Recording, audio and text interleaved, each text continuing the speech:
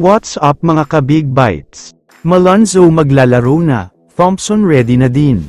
Pero bago ka sana magpatuloy sa panunood ay huwag mong kalimutang mag-subscribe sa aking YouTube channel. Update lang tayo sandali sa naging Tuesday doubleheader. Pinakita ng rain or shine sa kanilang first game kung gaano nakalakas at kalalim ang lineup nila, matapos lang naman nilang tambakan ng almost 30 points ang Blackwater.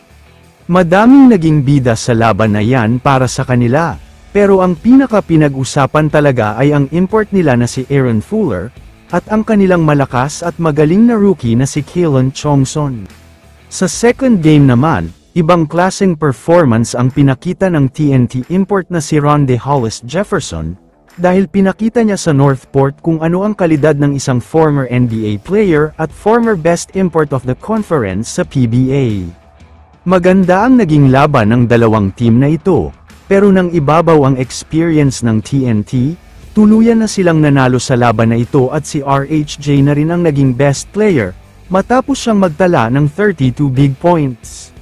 Samantala, lumipat na tayo ngayon tungkol sa napakagandang balita para sa Ginebra. Alam naman nating lahat na sinabi ni Coach Tim na posibleng out na ngayong conference itong si Jaime Malonzo, dahil malala pa rin ang injury niya. Sinabi nga ni Coach Tim na kailangan daw ng matagal na panahon bago pa makabalik si Malonzo, pero sa kabutihang palad ay mabilis talaga ang pag-recover ng injury niya, at pati ang tuhod niya ay nakakapag-recover na din. Kaya naman ayon sa iba't ibang mga source, makakapaglaro na daw si Jaime Malonzo sa kalagitnaan ng Governor's Cup. From 3 to 4 months ay bumaba na lang sa isang buwan ang recovery time na kailangan niya. Hindi pa dyan natatapos ang good news, dahil pati itong si Scottie Thompson ay handang-handa na daw maglaro ngayong Governor's Cup, at posibleng sa opening game ng Ginebra ay makakapaglaro na siya.